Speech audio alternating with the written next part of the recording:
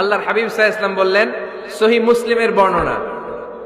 মুসলিমের বর্ণনা, আওয়ালা আদুল্লুকুম আলা শাইইন ইযা ফাআলতুমুহু তাহাব্বাতুম।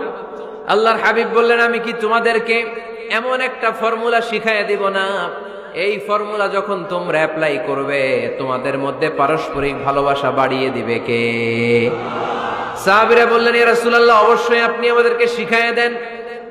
কোন সেই ফর্মুলা, যেই ফর্মুলা অ্যাপ্লাই করলে আমাদের মধ্যে ভালোবাসা বেড়ে যাবে? আল্লাহর হাবিব বললেন, আফশুস সালাম বাইনাকুম, নিজেরা নিজেদের মধ্যে সালামের প্রসার করো, দেখা হলে একে অপরকে তোমরা বেশি বেশি সালাম দাও।